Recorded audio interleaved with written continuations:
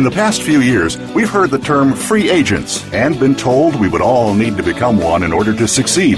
The recent economic structures have helped to promote this concept as reality. Where do we get the tools to take control of our career path in the present and future? Welcome to The Career Confidant with your host, Marie Zimenoff. Marie and her guest experts are here to provide you with the tools you need to move forward and achieve your career goals. Now, here is Marie Zimenoff. Welcome to The Career Confidant, and thank you for tuning in today. If you are tuning in live or downloading the podcast, we know that a lot of you are out there listening, and thank you for all of the comments that you've sent. This is your host for The Career Confidant, Marie Zimenoff. And, we just continue to hit on hot topics in career advancement, job search, and career management and leadership. So those topics are so important to me because what I see going on in the working world out there in the workplace is this shift, and it's been going on for a while, but I think it's starting to come to a head where you are in charge of your own career.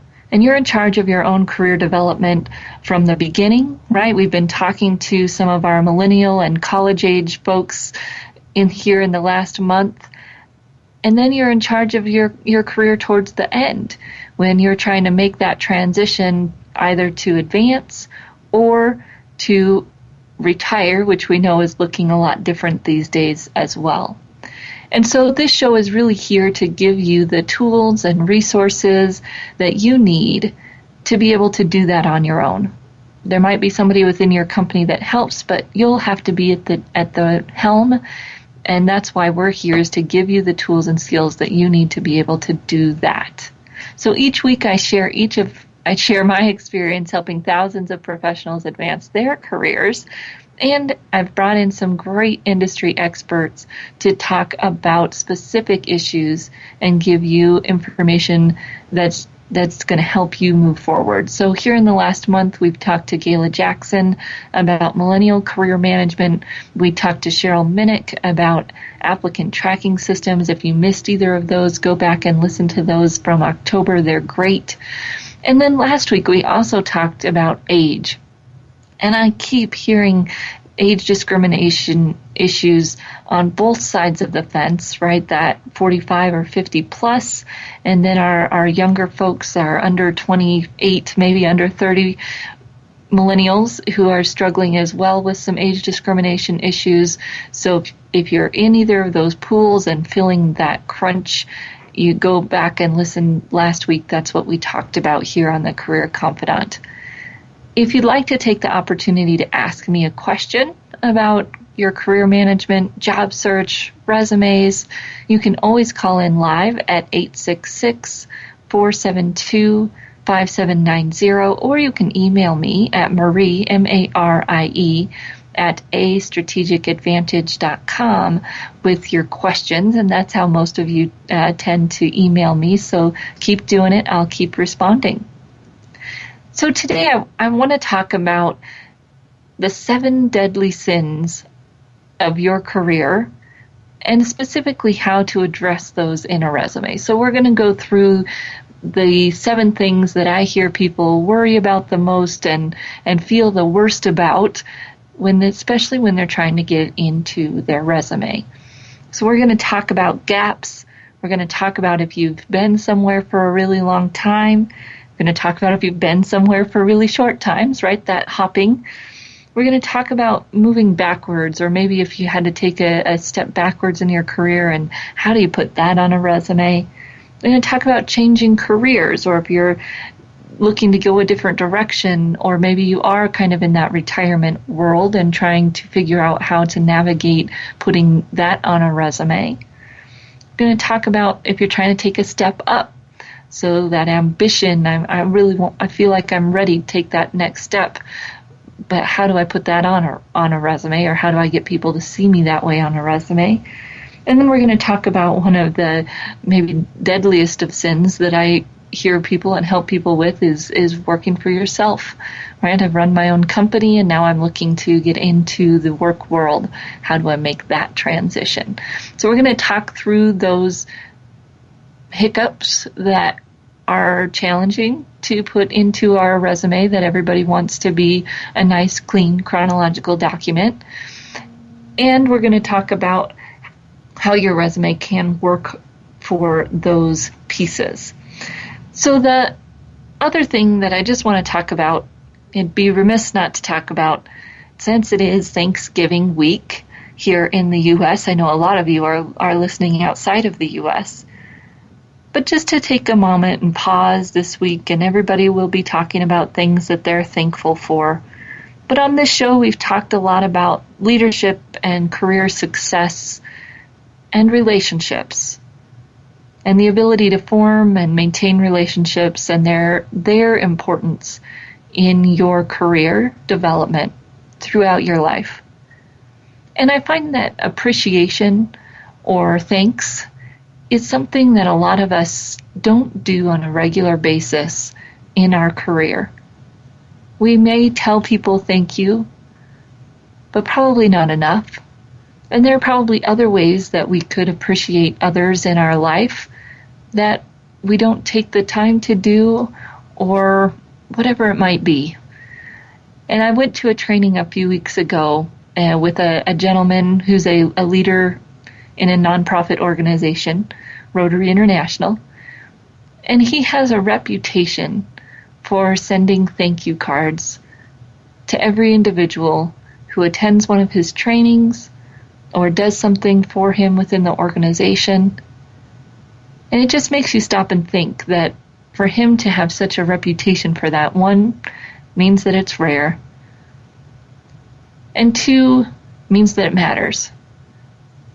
And so as you go through your career, and maybe especially for the next few weeks here, but if we can maintain it longer than that, we stand out when we appreciate others. We stand out when we take the time to say thank you, to recognize what other people have done, and to do it in a way that's genuine and a way that is comfortable for them, right? Not everybody likes to be recognized publicly or whatever might be coming up to our brain, but really thinking about how can I be genuine in appreciating others in my career and even in my job search, which may be more difficult because of the rejection that we face when we're doing that. But if I can take that appreciative approach, I'll probably see that things start to change. So I'm going to challenge myself and challenge all of you to think about that, how we can continue to be more appreciative in our careers. All right, so let's jump into our 7 deadly sins here and how we address these on our resume. So the first one we're going to chat about today is gaps. And gaps come up on your resume for lots of different reasons. Couldn't find work, right? Well, a lot of us were out of work for multiple years in the last recession. How do you cover that gap? You might have taken time off to take care of parents, take care of kids. There are lots of reasons that you might have a gap on your resume, and there are probably just as many ways that you can address that gap. We're going to talk about a few. The first thing that I'll say here is that whenever we talk about resumes, I like to remind us that there are always as many opinions about resumes as there are stars in the sky.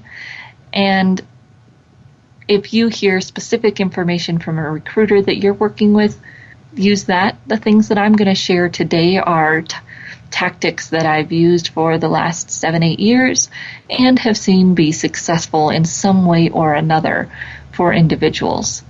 So they may not work for you.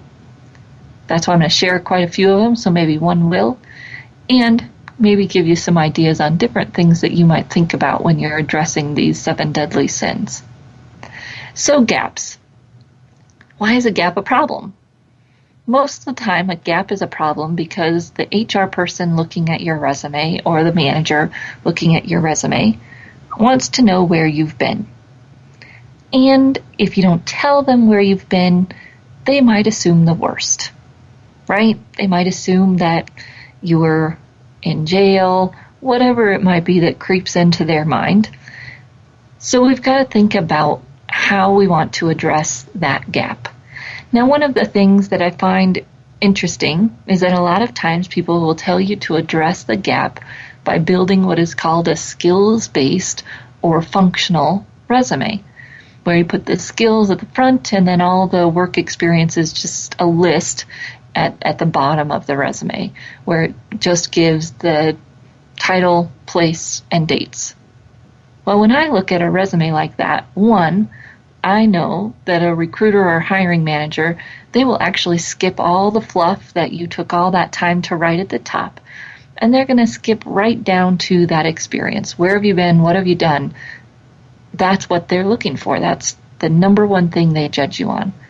And when you have stacked all of that information together conveniently for them at the bottom of the document, all it does is highlight those gaps because the years are all really close together. So let's set that strategy aside. Sometimes it can work, and not necessarily to address a gap. There are other reasons we might do that, not necessarily for a gap.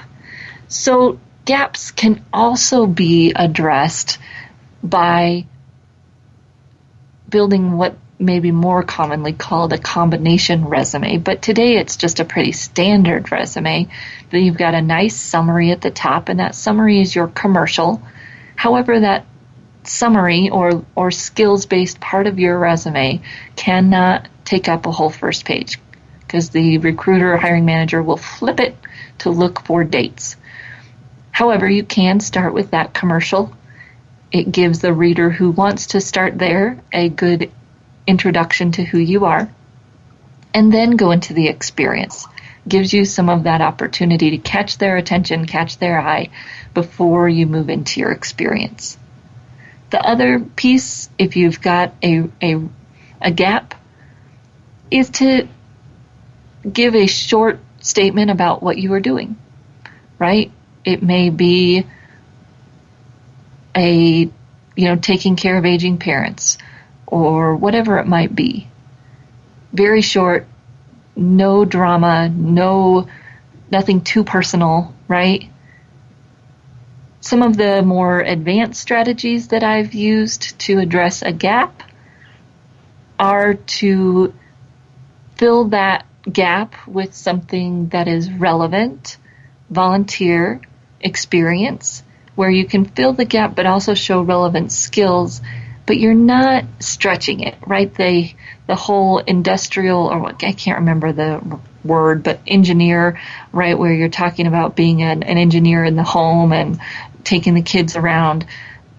That's not going to do it for me. But if you ran the Boy Scout troop, volunteered at the school, I wrote a resume for a nurse who had been the person in charge of the hockey team's ailments and injuries, right?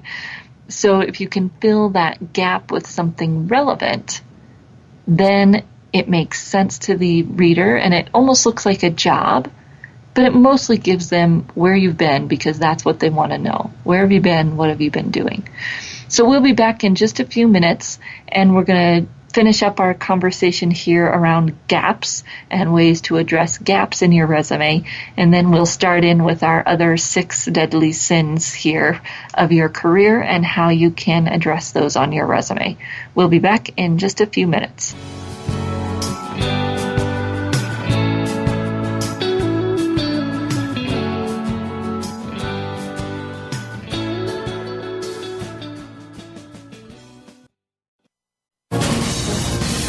Voice America Business Network, the bottom line in business.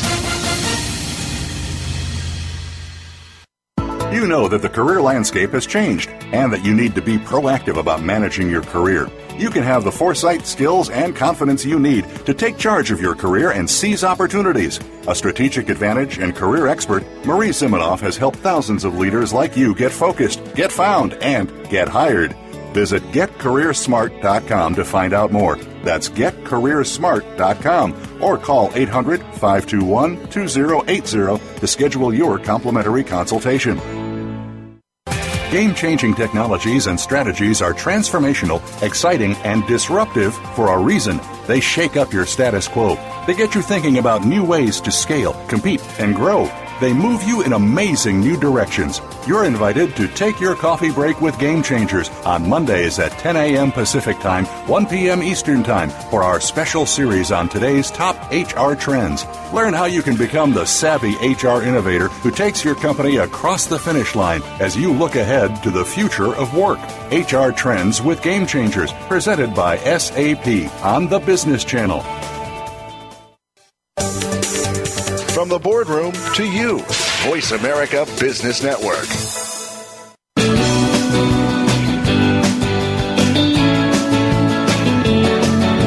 You are tuned in to The Career Confidante with Marie Zimenoff. If you have a question or comment for Marie or her guest today, please call 1-866-472-5790. That's 1-866-472-5790. You may also send an email to marie@astrategicadvantage.com. Now, back to The Career Confidante. Welcome back to the Career Confidante, and tonight we are talking about the 7 deadly sins in your career and how to address those on a resume. So these are things that people come to me and they say, oh my goodness, how are we going to address this on my resume? And the funny thing to me is that a lot of times it's not as big of a deal as we're making it. Yes, it's something we need to address, and when we do so, a lot of times it's just not that big of a deal once we figure out how to package it, right? So we've been talking about gaps, and whatever the reason might be that you have a gap on your resume, there's that option of putting something brief in there about what you were doing. We may want to have a longer summary before we get into the experience. Again, I want you to start that experience on the first page with some dates. Third thing that I've kind of talked about a bit here is filling that gap with some kind of relevant experience if it makes sense. So I don't want the domestic engineer in there of, took the kids, blah, blah, blah. However, if you are volunteering at the school, if you can make it relevant, if we can find those relevant skills, relevant accomplishments with which most of the time we can, then we can use that experience. So I was talking about the nurse who was doing the triage for her son's hockey team, the nonprofit person or person that wanted to go into nonprofit who had helped the school raise a whole bunch of money and done some fundraising and program development within the school as a volunteer. When you do that, you don't have to lead with volunteer in your title, and in fact, you don't even have to have volunteer in your title, and it doesn't have to be in a separate section, right? You can call the section experience, you can call the section qualifications highlights, or whatever you want to call it. If professional experience doesn't seem like you should put a volunteer thing in there, but it's fine to put it all together, put it in chronological order like the employers like to see it, and if that'll help you fill a gap. The other thing here is that you are putting those dates, and then you're putting what happened and why it matters and your accomplishments. So it's going to create a little bit of spread between the dates visually, which is good for you. And put the years. You don't need months unless you're applying for something federal or a federal contractor. You don't need those months. And the years can just make it look cleaner, crisper, doesn't have all that detail. Now, obviously, if you're using just the years, you've got to be careful not to stretch that. And if you've been out of work for most of 2014, if 2013 is the last date, then we might want to get something on there for 2013, or 14, but you have a little bit of grace period there, right? So if you've been out of work for 3 months, don't feel like you have to fill that gap with a volunteer thing that really doesn't add much value. And if you do use volunteer experience, always be aware of how much space you're taking up on the resume with that based on how relevant it is to the job you're applying for, because employers are going to want to see the work experience and they're going to want to see that as the bulk of your resume. The volunteer piece is just to show what you were doing during that time, unless you're using that volunteer experience to make a career change, which we'll talk about later. So filling the gap, one of the pieces there to, it doesn't have to be filled if it's a short gap, if you're using just years, and if you do fill it, beware of your relevancy and how much time, space on the page, and therefore time of the reader that you're taking with that space based on its relevance. So our second deadly sin of our careers might be that we've stayed forever in one place. Now you would think, well, geez, that's not a sin, right? That shows loyalty, it shows all these other things, and it does, and that's definitely the positive side. It can be seen as a negative, obviously, because we might be seen as stagnant. We might be seen as not learning, not moving, not gaining new skills, not stepping in and up, right? Most times when we've stayed in a place for a long time, we have changed position titles, and we can show that advancement by maybe breaking those out and showing the position titles and what we did in that position and the accomplishments we had there, so that we can show that growth, show that advancement, show that we kept learning, show that we kept evolving. Those are all the negatives that someone might have in their head that we want to address if that's our situation. If you haven't changed position titles, you might create a project-based resume within that section, right? If you were at HP for 20 years as a project manager and you didn't really get a new title, you didn't really get necessarily additional responsibilities, you might create a project-based resume that shows the projects you were doing early on and how they grew and became more complex, because they probably did, even if your title didn't change. Same thing with engineers, that project work getting more complex, and maybe even your level of responsibility in that was getting more complex. So if we break it out into projects in a chronological kind of format from most recent to least recent, it can get that look of that advancement, that evolution that you want to show on your resume. And if you've been at a place for a really long time, you can also avoid ageism on your resume by doing that, right? Go back to the positions that were in the 90s and summarize, but leave off the dates of the positions that were in the 80s or 70s. So our third deadly sin here is hopping, kind of the opposite. This is becoming less of an issue, but with some hiring managers, they will still see short stints at positions to be undesirable, to show that you can't hold a job, whatever it is that it might be in their head. If you find that that's getting in your way, you might try a few other things here. Now, these are on the creative side, but one of the tools that I learned early on in my resume writing career that I always love because of the name here is the smoosh and slash. So if you were a teller at 3 different banks, you put teller, you smoosh those 3 banks together and slash them, right? So teller, Bank of America slash Wells Fargo slash Bank of the West, and then you group the years. So if you were at those 3 banks from 2005 to 2012, you may have been at each bank for 3 years, you smoosh and you slash. A lot of that will have to do with the position that you're targeting now and how relevant those positions are, your accomplishments in those positions. All of those pieces will have to work together. But a lot of times in those types of positions, you can get away with it because the job is fairly similar at the different companies that you've worked at. And those positions tend to hop, right? Tellers, even some of your healthcare therapist kinds of roles, you can get away with that kind of smooshing. The other piece of that hopping that you might look at is, do you need to include every single job?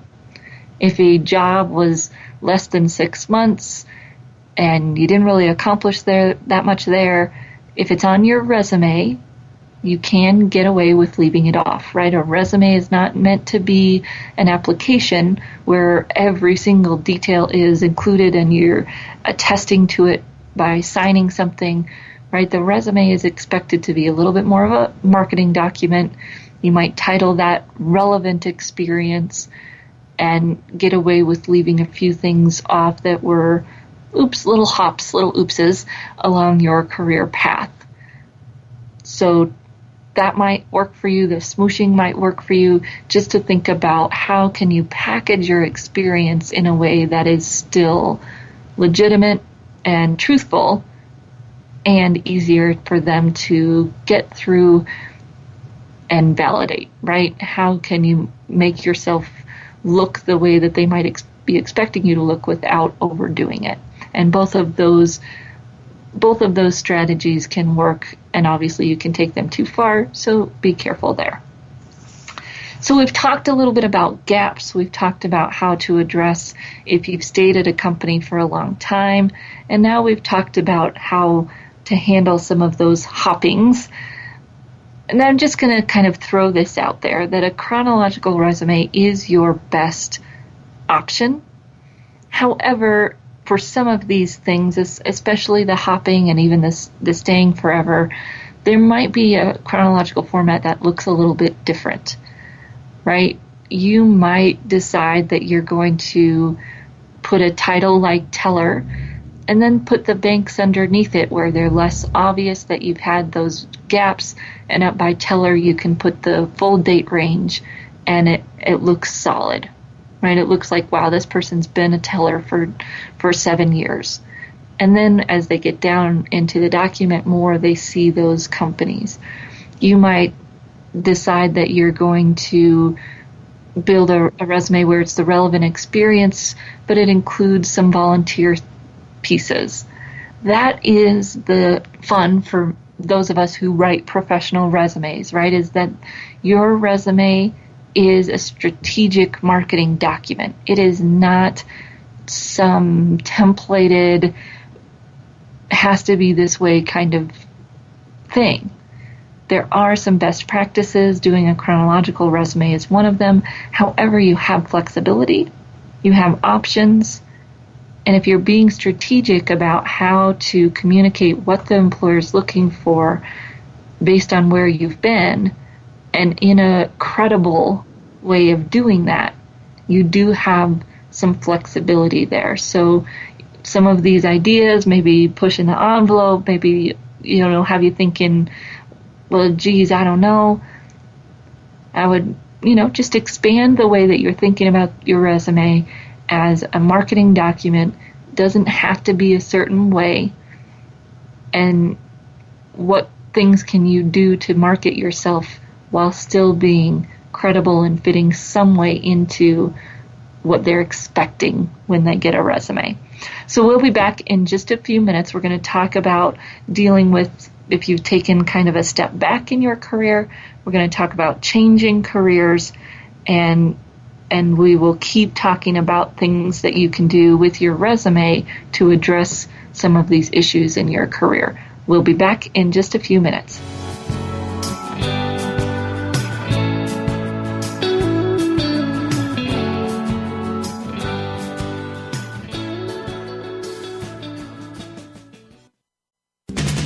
We're always talking business. Talk to an expert. Call now toll free 866-472-5790. That's 866-472-5790. Voice America Business Network.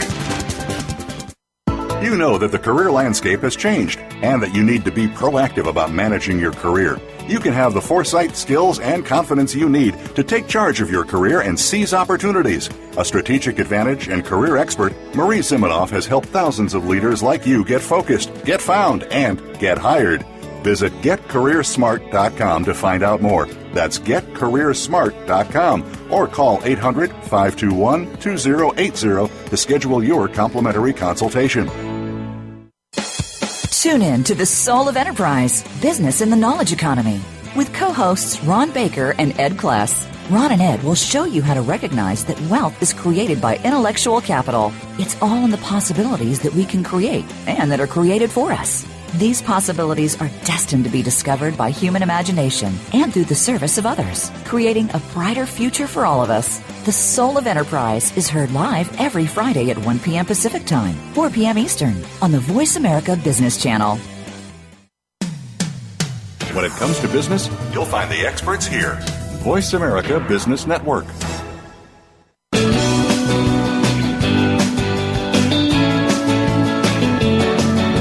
You are tuned in to The Career Confidant with Marie Zimenoff.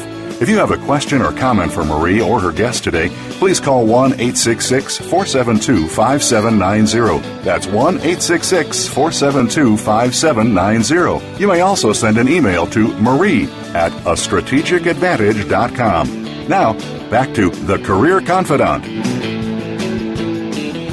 Welcome back to The Career Confidant. And today we are talking about dealing with the 7 deadly sins of your career on your resume. So thinking about those things that we think, maybe don't look so great on the document, and how can we address those, right? How can we get around that? How can we not look the way that we're afraid that we're looking? And so we've talked about gaps and dealing with some of those, talked about how we can handle if we've stayed at a really long time and there may be a perception that we haven't grown or evolved because we've been at the same company for a long time. And then we talked about the opposite, right? How can we talk to our experience if we've hopped a little bit and had some short stints at different organizations? And all of these strategies, right, are really just challenging our conventional idea of the resume, and that it is what human resource people are looking for is where have you been and what have you done and how is it relevant and how have you added value. And so when we look at our resume, if we can position ourselves to show them those answers in a credible, easy to find way, that's all this is about. And it's really about marketing more than it is about an perfect historical record of where we've been, right? That's what the application is for. There are some exceptions here, of course, if you're working with federal contractors or federal resumes. But for most of the business world, the information on your resume needs to be accurate and verifiable. It doesn't need to be 100% everything, right? You had a job for 6 months and it wasn't that relevant. It may need to go on the application depending on what they say on their application. It probably doesn't need to go on the resume. So give yourself some wiggle room there. Talk to the HR people in your industry and figure out what's going to work for you.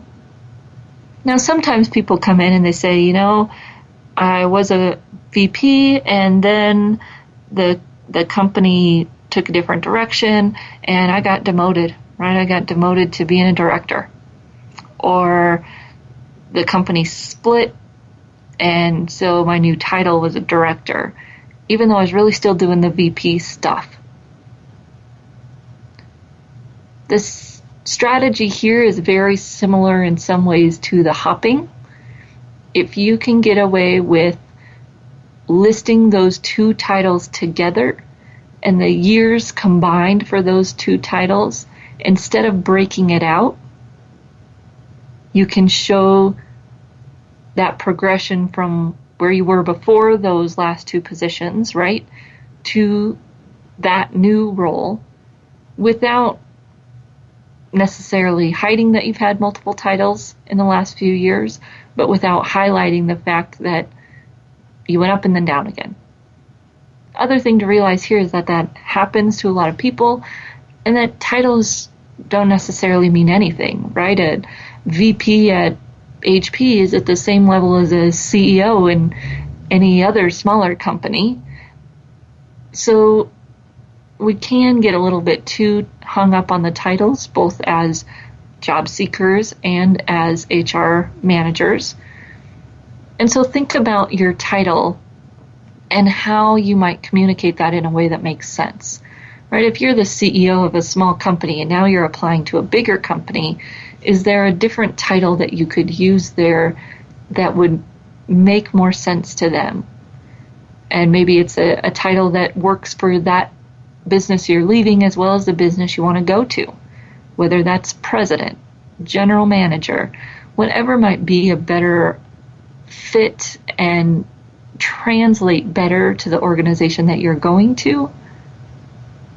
You might think about that title difference.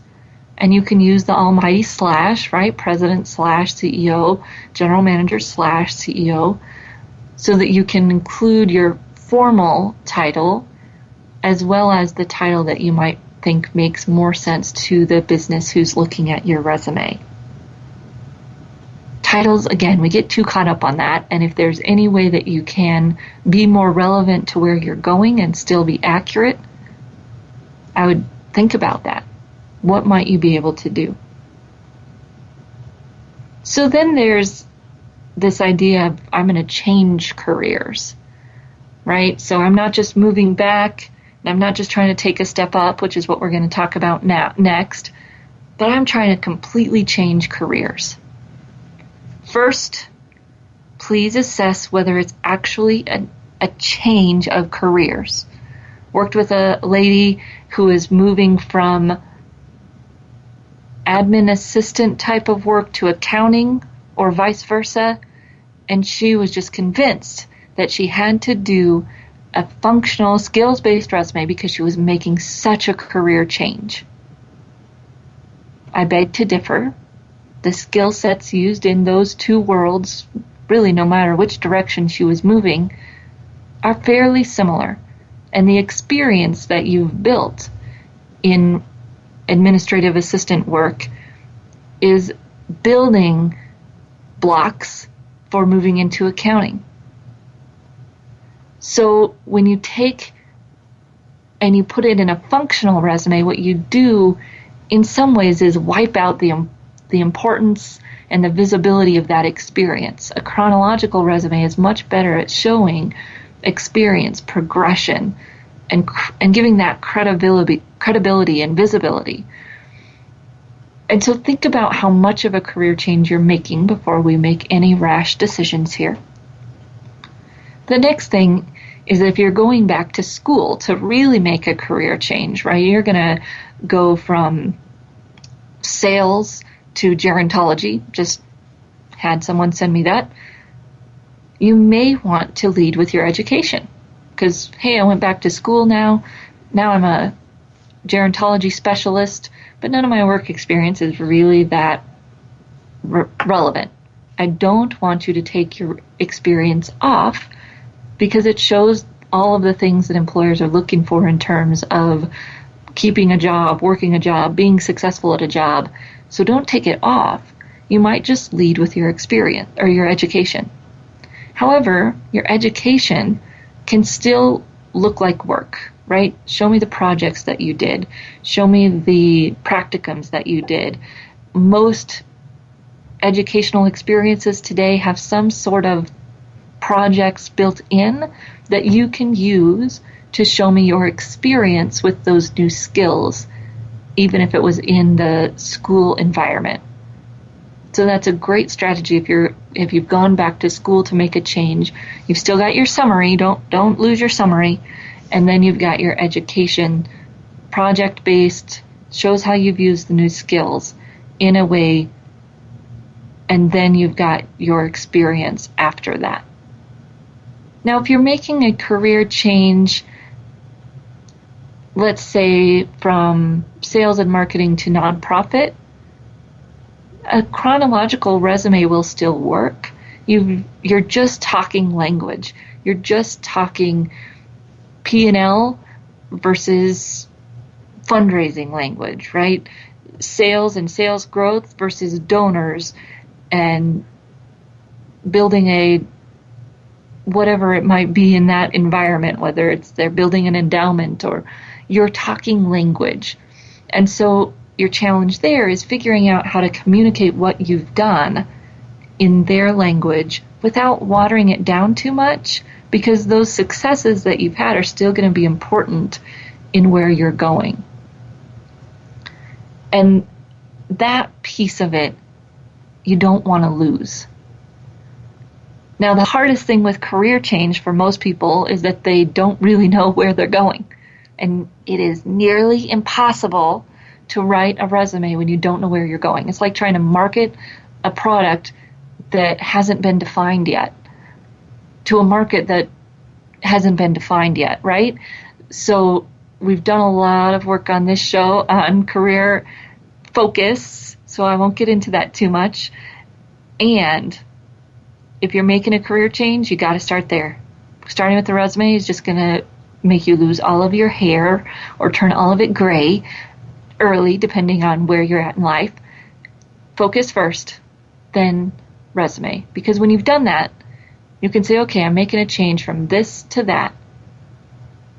These are the skills that are important to where I'm going. So those are the skills I'm going to highlight in my resume and the accomplishments that demonstrate those skills.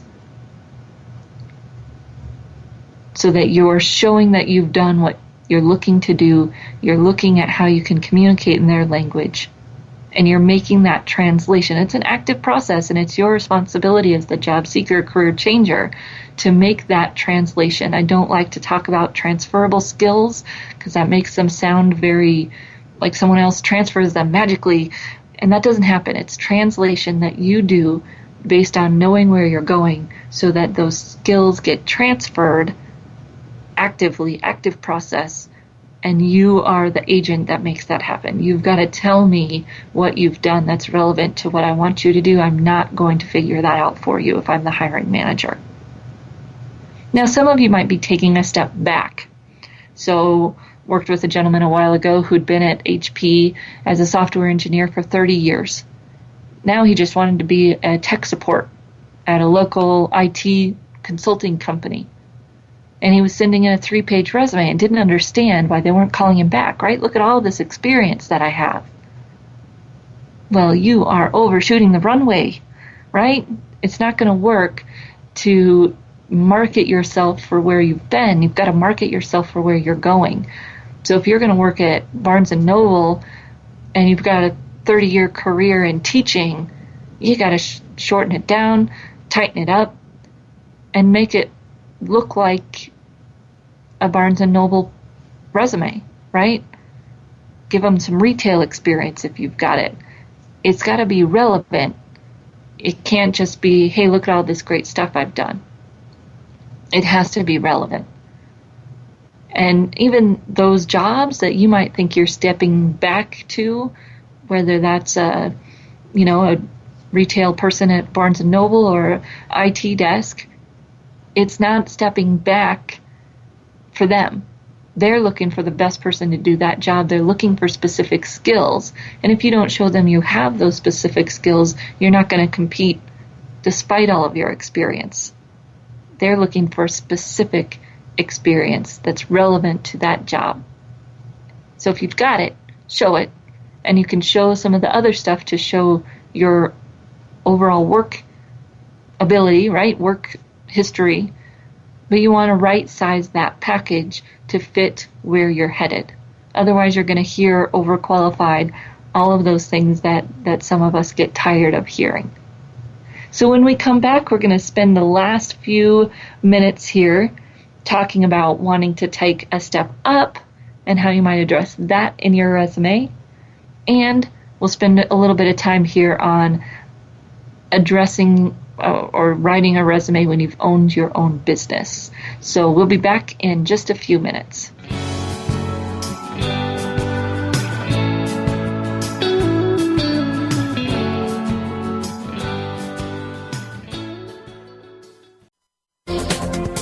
The business community's first choice in Internet Talk Radio. Voice America Business Network. You You know that the career landscape has changed and that you need to be proactive about managing your career. You can have the foresight, skills, and confidence you need to take charge of your career and seize opportunities. A strategic advantage and career expert, Marie Zimenoff has helped thousands of leaders like you get focused, get found, and get hired.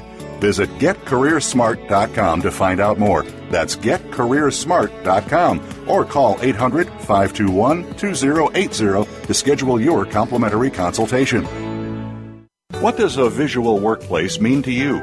How does it contribute to operational excellence? And what steps do you take to put it powerfully in place? Listen to The Visual Workplace, work that makes sense, to find out. Each week, Dr. Gwendolyn Galsworth, visual workplace expert and award-winning author, shares tools and strategies to help you make the workplace speak at a glance without saying a word. Learn to work safer, faster, better, and at far less cost no matter what business you're in. Tune in to The Visual Workplace every Thursday at 10 a.m. Pacific, 1 p.m. Eastern on Voice America Business.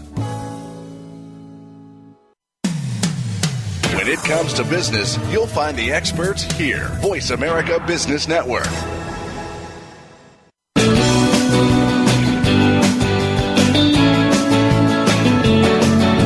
You are tuned in to The Career Confidant with Marie Zimenoff.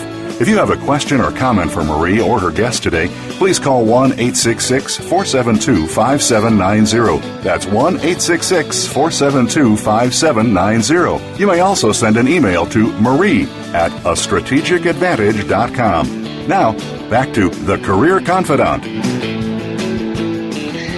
Welcome back to the Career Confidant, and today we are talking about our 7 deadly career sins and how to address those on the resume. So just to emphasize again here, these are things that oftentimes give us anxiety about how we're going to address it on the resume, but a lot of times they're not as big of a deal to an HR person if we just do it, right? If we just address it, it's not a huge deal. Gaps, if we've been in a place for a long time, if we've hopped around, we just have to think about what their impression might be or their fear might be and figure out a way to address it, to speak to it in that resume, to fill that gap, or to split it up and show that we have moved and evolved and learned, even though we've been at the same place for a long time, or that, hey, we've got these skill sets that we've been using, even though maybe we've had to hop around a little bit. And then we've talked about moving backwards and some of the strategies for that, and changing careers, that the strategies for that, and to be careful there not to throw the baby out with the bathwater, for lack of another cliche, and that we've really got to use the skills and experience that we have and just show how those are relevant in the world that we want to go to. And first we have to know what that world is and what's relevant to them, right? So then let's talk about wanting to take a step up. A lot of times we've been in a role for a little while, we've been in a type of work for a little while, and we feel like we've earned that next level. Our challenge here is a few different things. One is that we have to show that we've got the experience to deserve it. And so a lot of times I'll work with people in this place where we're trying to show our experience, and that might mean being a little more wordy, it might mean giving a little bit more detail, and sometimes it might mean taking your document from 1 page to 2. So you're somewhere in that realm of 5 to 7 years of experience, and you're right on that bridge of, do I need 1 page or 2? Well, if you're trying to take that step up, 2 pages might be really important, because all of the other applicants for that type of position might have 2 pages. And 1 page isn't going to be like, oh, great, look at how much information this person can get on 1 page. It's going to be, oh, oops, we've got this information and it just doesn't look like he or she is qualified, right? The other thing is, watch where your education is on your document. I was working with an engineer, and the first paragraph of his cover letter said, I've earned my bachelor's degree in engineering from blah, blah, blah. Not in line with a manager level application. right? Managers will not be promoting the fact that they've got a bachelor's degree or even a master's degree in engineering. Managers will be promoting the fact that they've got experience. Third thing there, when we're trying to take that step up, is language. And that the language that we use is going to be critical in demonstrating that we can do that type of work. So a lot of times I work with developers who've been team leads and now they want to be that project manager. Well, in that resume, we've got to speak to all of the management pieces that we can, all of the times they've been the team lead, what that team lead has meant, what their role was as the team lead, how many people were on the team that they were leading, so that the document becomes demonstrative of, hey, I've been a lead, right? Instead of, hey, I've been a programmer. That language piece, that shift in who you are has to happen on the document before it happens in reality, but without pushing too far, right? Without being untruthful. It's all about language and demonstrating how you've used the skills that you're going to need at the next step, how you've already done that. Even if it may be in a little bit different scope, I want to see those skills. So then we get to this piece of individuals who have owned their own business and are looking for a job, right? Looking for someone to employ them. It's a tough transition. I'm not going to sugarcoat it for you. I've worked with a lot of people making that transition. On the resume, you just want to demonstrate your ability to be part of an organization. Because as a business owner, you're still part of an organization. And so some silly little things is we don't want to have owner on our resume, right? Because you're not applying to be the owner of the next job. And in fact, if you can find a job title that is somewhat relevant to where you want to go, even the more better, right? General manager, manager. Sometimes president could work if you're looking at that level in the new organization you want to work for. But then within the body of that document, I want to see the relevant skill sets in the correct language. So if you're going from being a business owner of a business that installs laundry equipment, and now you're going to be a project manager within an organization, then I want to see projects that you've managed within your resume, within your business. So I'm not necessarily as worried about the sales that you've made or the business that you've grown, although that might be in there. I want to know how you've managed projects if that's what you're looking to do for me. That transition can mean not playing up some things that we as business owners are proud of. Growing the business, selling the business, whatever those things might be, they might not be relevant to the types of positions you're applying for. And so we have to think about what we highlight and the language that we use and how it fits in with the new business, because that's what this resume is really about. It's about how I will fit in with the new business, how my experience will add value to the new business. And if I'm just telling the story of where I've been, instead of telling the story of how where I've been will add value to where I'm going, there's going to be a disconnect. And I'm going to hear that I'm overqualified, or I'm going to not hear at all, right? And that piece of our world is hard to let go of. It's hard to let go of some of the accomplishments that we've had that may not be relevant. And the nice part is we don't have to let go of them. We just have to highlight the relevant things first. The other part of the story is important, and it's an important part of the skill set that we bring. It's more about the language that we use and the order in which we place the pieces and the emphasis than leaving those pieces out. And so when we go to write our resume, kind of our thesis for tonight, right, is that it's about where you're going, not necessarily where you've been. It's about how where you've been demonstrates that you can do the skills and add value to where you're going. And that's got to be our mindset.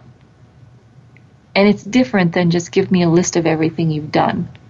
Even if you're giving me a list of accomplishments, it's got a different feel, a different flavor when you're really thinking about where you're going and what's important to them and how you can prove, if you will, that you'll add value by showing that you've added value in similar ways in the past.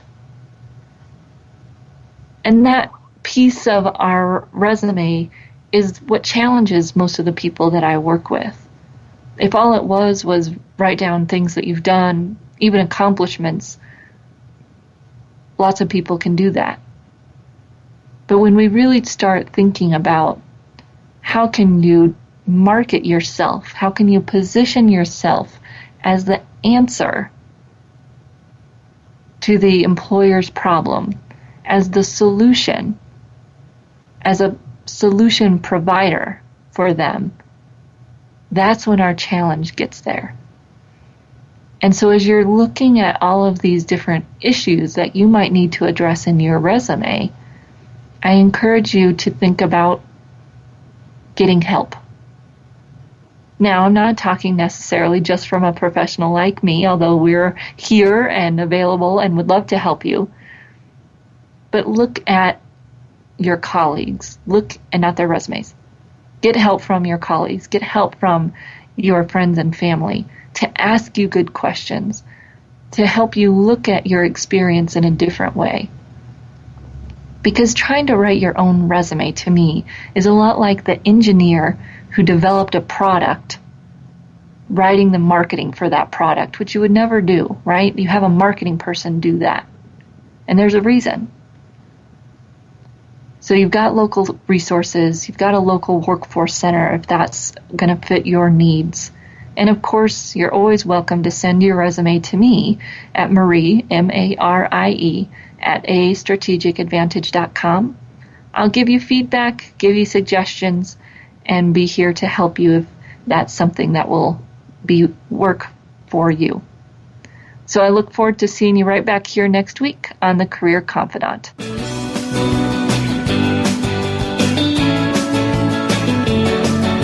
Thank you for listening to The Career Confidant. Marie Zimenoff will return again with another terrific guest next Monday at 6 p.m. Eastern Time, 3 p.m. Pacific on the Voice America Business Channel. Be sure to join us then.